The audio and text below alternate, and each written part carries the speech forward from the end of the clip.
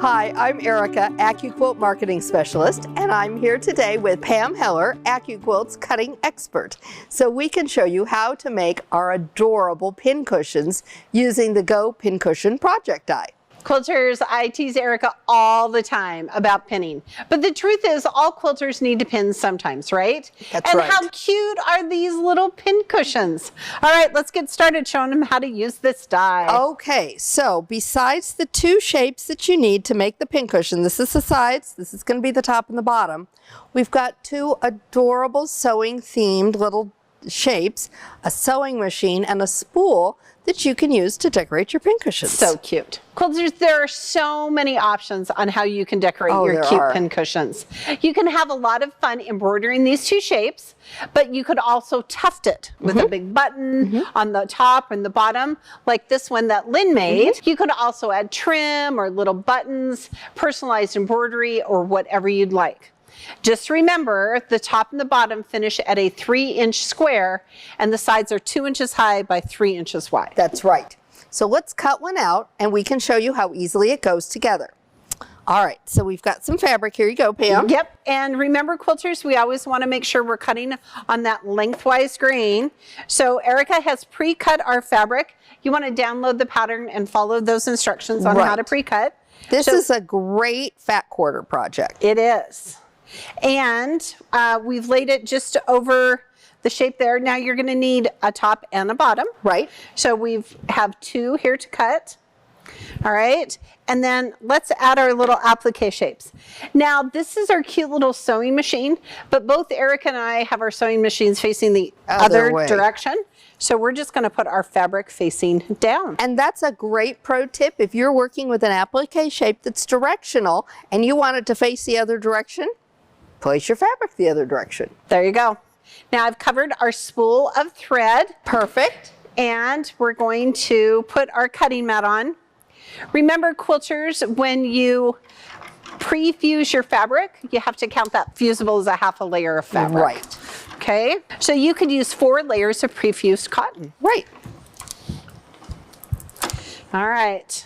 You can't believe how quickly these are going to go together. I'm super excited to watch you do this. Okay, so we'll give it Pam's love. So there are little applique shapes. Excellent. Okay, and I've got a little, there we go. And quilters, this is on a 6x24 die board, so you can use it in any of our Go cutters. Great point. Including our studio cutter with the appropriate adapter. So I want to show you something really important about this strip. Now this is what goes around to make our pincushion, and you'll look and we've got these little slits on either side. This is what's going to help you go around the corners of your pincushion when you start to put it together. Gotcha. So the first step is actually going to be to sew this together. So we're going to put our short sides together, and we want to sew a 1/4 inch seam allowance, but we need to leave about 1 inch open in the middle. Okay. Because that's how we're going to turn it right side out, and that's also how we're going to stuff it. That makes sense. That makes sense. And if we didn't do that,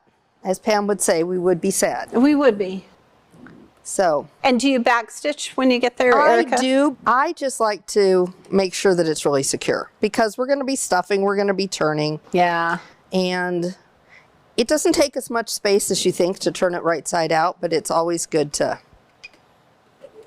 be secure. Better safe than sorry, right? There you go, right? Because you don't want the little insides falling out. Okay.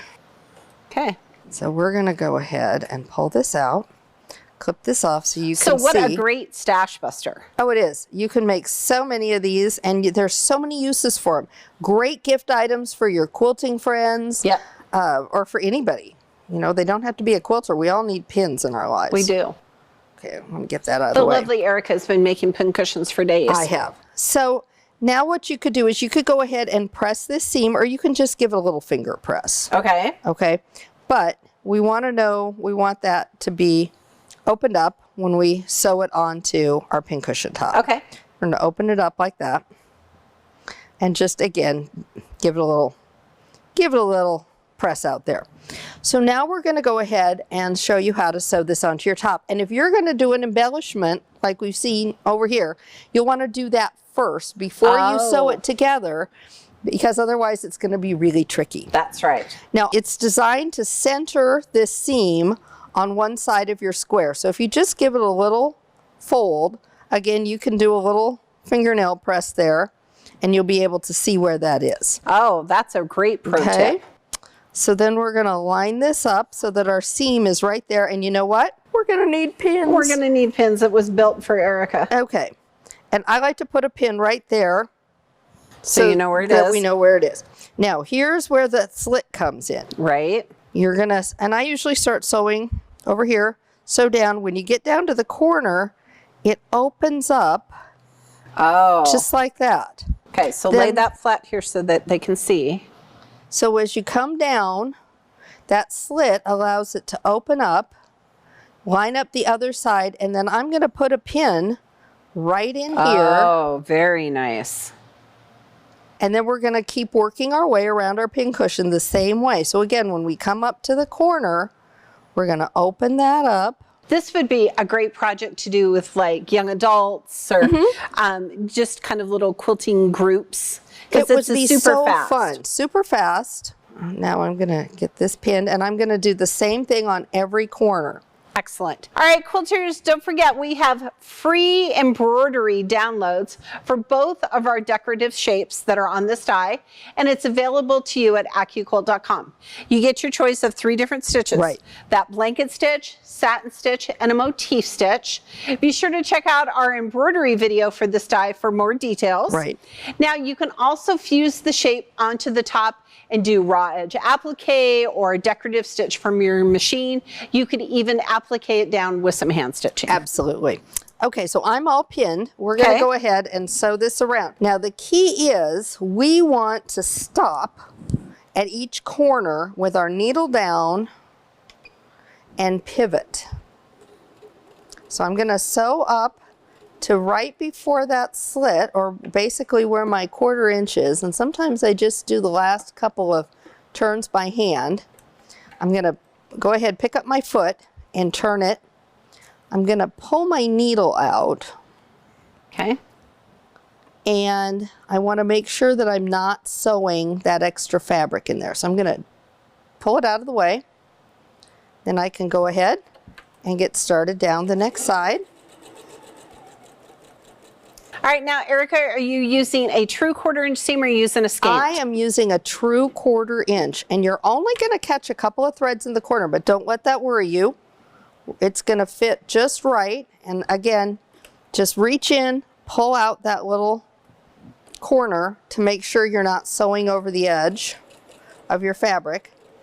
And we'll go all the way around. Now the top and the bottom are going to fit on exactly the same. But we're just going to show you how to do the top today. Right. Because Erica has one that is finished. The magic of video, we've got one that's ready to turn.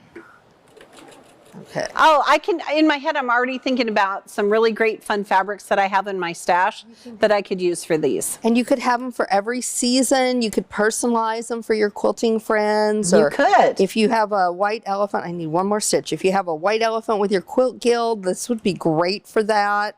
Now, I have never made a pincushion before, have you? I had made some, but not like this, and I'm just loving these. I've got, the more I made, the more ideas I came up with for different things to do with them. Oh yeah, because now there's a die for that. There is, and that's how Pam and I roll. That's it.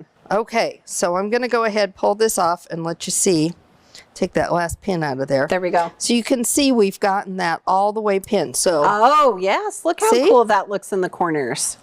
This is a great beginner project, quilters. Maybe you're just kind of getting into that sewing and quilting groove. This is a great way to do it. So then we'd do that. We'd repeat the process. We'd take our piece for the bottom or the top, either way, kind of finger press that so that we know where our seam is going. Yeah. You're going to line that center mark up with your seam. And again, we'd go ahead and pin. We'll just put a pin in here and go around just the same way that we did. And when you get to those corners again, you're going to split around the corner just like this. We're going to repeat the process exactly how we did. Okay. And then we've got one that's got the top and the bottom done. Now we left that little opening right here so that we can go ahead and turn it. And kind of be gentle right now when you're turning it together. And I always think I need more space to turn than I really do. That's true. Because when I first looked at this, I thought, oh, that's not going to be enough room to turn it. But it is. It really is. All right, so quilters, while Erica is turning our pincushion inside right, let's talk about different kinds of stuffing that you can use. There are tons of options, and it really is your own choice, right? Now, if you want it to be lighter weight, you could use some little tuft fiberfill, right? You could also use rice or little plastic beads. Today, Eric and I, we went to our very favorite quilt shop, and they had ground up shells. Right, they're walnut shells. And we're going to tell you, Erica got some from a pet store, and kind of what was the difference between them. You know, there was a lot of dusty residue that got on my fabric, and it wiped off. It wasn't a problem, but when you get them from your quilt store, I think typically they've been cleaned. They don't have that dust on them, that kind of reddish dust left on them. Right. So now that we're turned out, and I used a little purple thing here to get my corners, now we're ready to go ahead and fill with our stuffing. Now, Erica has a great pro tip here, because we're going to use our little walnut shells. So first of all, we're going to fill the walnut shells into our little vase right here. So this is actually what I fill the water into my travel iron with. Oh, very good. So it only holds a little bit, and it's got that cute little spout, and I discovered at home without a funnel like we have here that it worked really well. So you can just pour it out. Great. But to get you started, that funnel is going to be really helpful. Yep. And I like to have mine really full. I do too. Am I doing this right here? Well, I'll kind of shake it. It's kind of, got to shake it down a little bit. There you go. Once you've got more of it in there, you can probably fill straight into your... Right. Now, I know some quilters like to put steel wool on the top to keep their needle sharp. And quilters, you just have so many options. And some people like them really filled, and others kind of like them kind of filled. I'm in the really filled kind of... I am too. And I know some people will use their scraps to fill them. I like them with something like this so that they've got some weight to them. Right. So they're not just going to get knocked off my sewing table. Okay, now can I just kind of pour in here? Yep, you sure can. Once you get it started, it's a lot easier. All right. So Pam's just going to keep filling. Now once you have it filled as full as you want to have it, then you're just going to take a little needle and thread and just hand stitch that close. Also, Erica, you could maybe like put a little button here or a little decorative thing to kind of hide that stitch. You could. Right? You could. Okay. Oh, I'm loving these. Well, we know that everybody is going to have as much fun making these as Pam and I have. They're great gifts for others, and I think that they would be really fun for a gift exchange, all kinds of things. So we know you'll find plenty of uses for these cute little shapes as well. Oh, I know. I love that little sewing machine shape. You could use it for other projects as well. You could use it maybe for ornaments or some really fun gift exchange. Or you could even make a tag or a gift card. Yep. Lots of fun ideas. Pam, I love that idea of doing a tag or cardstock. Yep, it'd be great. Well, we're going to keep filling that. This is exactly what it's going to look like when we're all done. We did the spool applique on here and just stitched it down so that it almost looks like thread. So cute. And where's our stitching? There's our stitching right back there. And stick some pins in it. You're ready to go. What a perfect idea. Well, we know that no matter how you use these shapes, you're going to have a great time doing it, and AccuQuilt is going to help you by cutting time so you can quilt more.